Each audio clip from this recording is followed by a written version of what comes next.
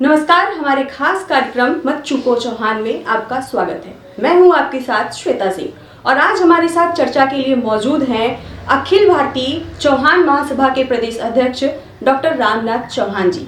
तो सर, आपका बहुत बहुत स्वागत है हमारे इस खास कार्यक्रम में। धन्यवाद। जैसा कि सर आप बुद्धिजीवी हैं और वरिष्ठ नेता के तौर पर जाने जाते हैं, तो सबसे पहले मेरा सवाल ये है कि चौहान समाज जो कभी शासक के तौर पर जाना जाता था, पृथ्वीराज चौहान के समय से ये चला आ रहा है, लेकिन आज वर्तमान में जो चौहान समाज की स्थिति है उसके पीछे आप क्या वजह मानते हैं? देखिए, मैं डॉक्टर रामनाथ चौहान, प्रदेश अध्यक्ष अखिल भारतीय चौहान महासभा उत्तर प्रदेश का हूँ।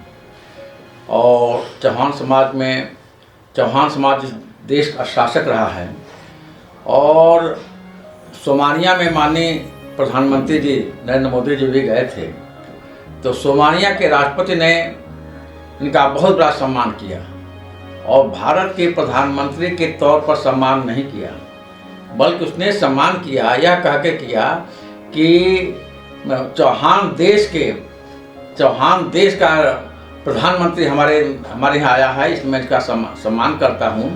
और आपको बता दूँ कि चौहान समाज का शासन सिर्फ भारत में ही नहीं, विश्व के 17 देशों में भी चौहान समाज शासक के रूप में रहे हैं। चौहान समाज लड़ाकू जातियाँ हैं, चौहान समाज लड़ाकू जाति है और चौहान समाज कभी भीख मांगते हुए आपने नहीं पाया होगा।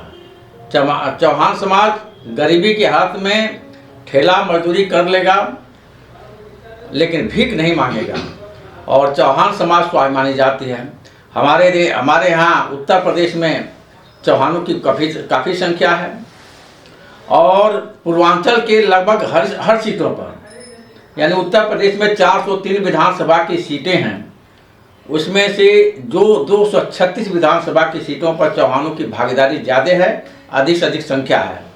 लोकसभा की 80 लोकसभा की सीटों में 42 लोकसभा की सीटों पर चौहान समाज की संख्या ज़्यादा है और हराने जिताने की क्षमता रखते हैं। इतनी भारी तादाद में रहने वाले चौहान समाज के केंद्र में सरकार बीजेपी की जब से बनी है 2014 से, तब से केंद्र में चौहान समाज का कोई भी व्यक्ति न राज्यसभा में रहा है न लोकसभा में है। इसके पहले कोई न कोई राज्यसभा में और लोकसभा में रहा करता था हमारे चौहान समाज के लोग। आज उत्तर प्रदेश में भाजपा की जो सरकार है, इसको तो हम अधिक से अधिक वोट देते हैं, हमारे समाज के वोट देते हैं, लेकिन लोगों की कोई भागीदारी नहीं है। सभी दल अपेक्षा करते हैं चौहान समाज की। चौहान समाज के प्रदेश अध्यक्ष की हैसियत से मैं कहना चाहता हूँ कि उत्तर प्रदेश में जिस पार्टी के लोग हमारे समाज को सम्मान नहीं देंगे, हम उसका विरोध तो करेंगे। ये तो आपने की बात राजनीतिक तौर पर आपने बताया सारी चीजें, लेकिन आप सबसे बड़ी वजह क्या मानते हैं चौहान समाज के पीछे होने में, राजनीतिक, सामाजिक या आर्थिक? देखिए, चौहान समाज कभी लड़ाकू जात थे, लेकिन वर्तमान समय में चौहान समाज के लोग राजनीतिक, आर्थिक, सामाजिक और शैक्षणिक रूप से अत्यंत पीछे चले गए हैं। इसका कारण है कि गरीबी के अभाव में हमारे समाज जो है, जब पृथ्वीराज चौहान की हत्या हो गई थी, उसके बाद से हमारा समाज वहाँ से डर और भय से वहाँ से भगा और पृथ्वीराज चौहान के 2 लड़के शहीद हो गए थे। एक लड़का जो छोटा लड़का था वह भगा और गोरी की सेना जो है पीछे पीछे पड़ गई और पीछे पड़ी तो ये जंगल में भागे और जंगल में जब ये आगे भागने लगे, पीछे गोरी की सेना खदेड़ने लगी, तो भागते जंगल के किनारे एक पंडित जी की मकान थी, उस मकान में घुस गए और उस मकान में घुस करके और पंडित जी से कहे कि हमारी रक्षा कीजिए। उन्होंने अपने घर में छिपा लिया और उसके बाद से तब तक गोरी की सेना पहुंचती है और सेना जब पहुंचती है, दरवाज़ा खटखटाती है, तो पंडित जी आके दरवाज़ा खोलते हैं। पंडित जी पूछते हैं कि क्या बात है।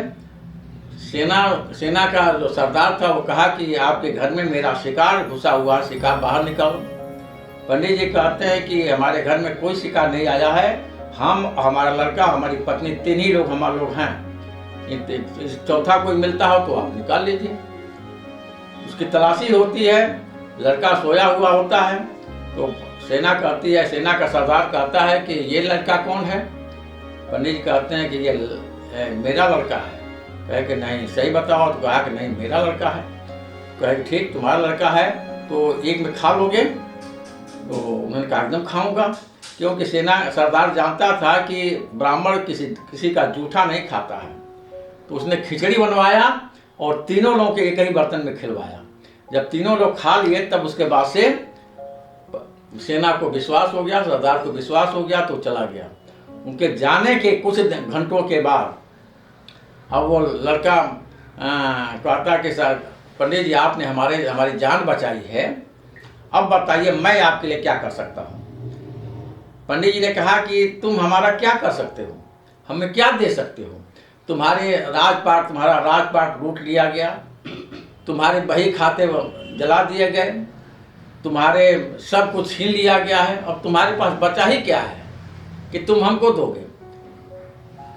पृथ्वीराज चौहान के बालक कहते हैं कि पंडित जी अभी हमारे पास बहुत कुछ है, मांग के तो देखिए। तो पृथ्वीराज चौहान का बालक कहते हैं कि ठीक है, जो आप मांगे देंगे। तो उन्होंने कहा तुम जो मर्जी हो वही दे दो। तो चौहान जी के बालक कहते हैं कि ठीक है, हमारे समाज के उस जमीन पर हैं, बहुत संख्या में हमारे लोग हैं, जब तक हमारे समाज के लोग जीवित रहेंगे आपको अपने कमाई का 10वां हिस्सा देते रहेंगे। और साथियों मैं कहना चाहता हूं कि आज भी हम लोग के समय जब छोटे छोटे बच्चे थे तो हम लोग के माँ बाप जो है जब गेहूं या चाहे धान होता था तो उसका 10वां हिस्सा निकाल करके रख देते थे। उस समय दसोनी बाबा लोग आया करते थे, हम लोग घर में गांव में आते थे, चौहानों का घर ही पूछ करके आते थे और चौहान के दूसरे किसी घर नहीं जाते थे।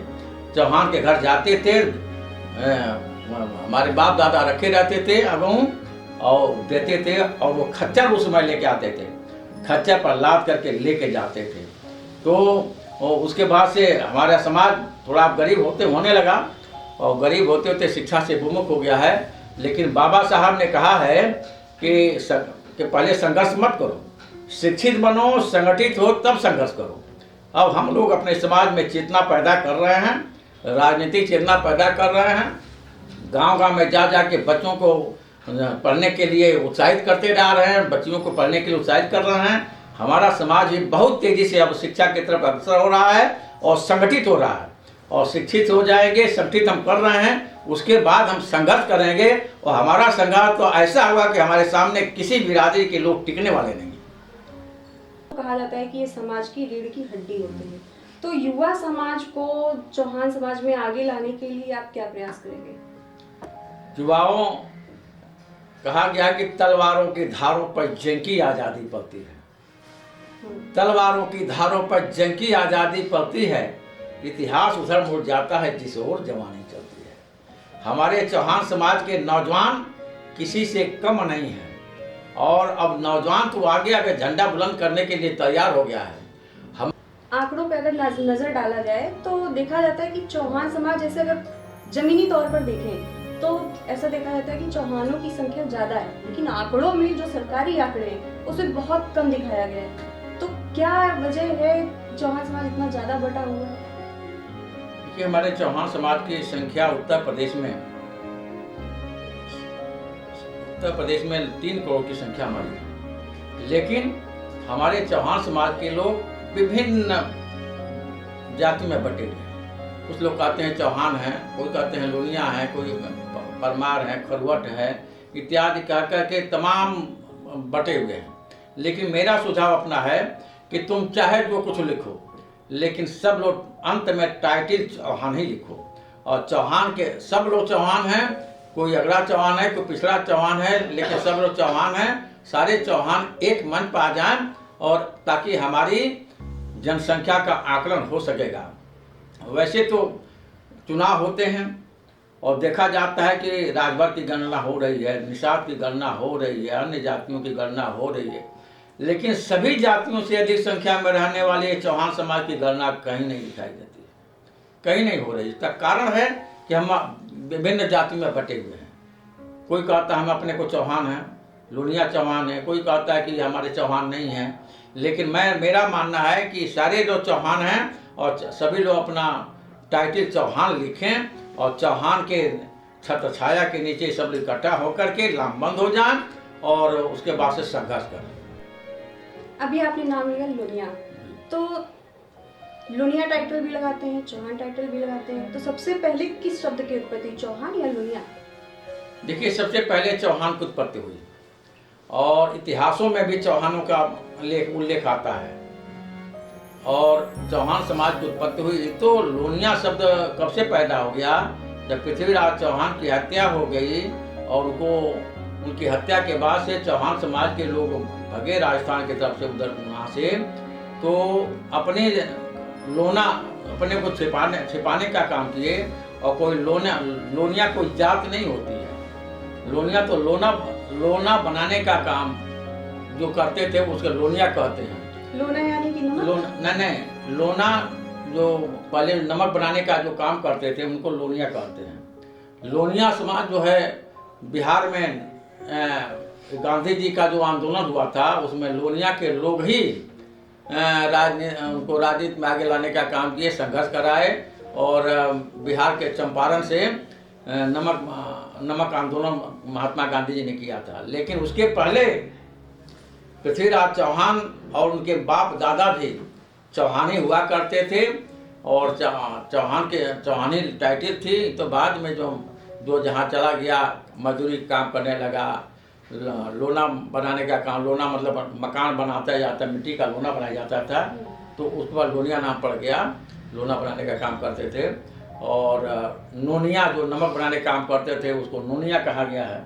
लेकिन सबका सरनेम और चौहान ही था और चौहान ही है। मैं अपील करूंगा अपने समाज के लोगों से, उत्तर प्रदेश के सभी चौहान समाज के लोगों से मैं अपील करूंगा कि आप लोग अपना सरनेम चौहान लिखें और चौहान के छत्र छाया में ही इकट्ठा होकर के एक मजबूत संगठन बना करके और संघर्ष किया जाए और चौहान समाज का जो नाम था उसको फिर उजागर किया जाए। और कहा गया ना कि 4 बांस 24 गज, 4 बांस 24 गज, अंगुल अष्ट प्रमाण, ताऊ पर सुल्तान है मत चूको चौहान। है चौहान समाज के लोग, तुम्हारी वीरता की गाथा इतिहासों में है और आप कभी अब चुप मत बैठिए और संघर्ष के लिए आगे आइए और एक छत्र छाया में रहिए। ये मैं अपील करना चाहूँगा चौहान समाज के लोगों से। ये थे हमारे साथ अखिल भारतीय चौहान महासभा के प्रदेश अध्यक्ष डॉक्टर रामनाथ चौहान जी, जिन्होंने महत्वपूर्ण विषयों पर हमारे साथ चर्चा की और अपने सुझाव भी समाज के लिए दिए।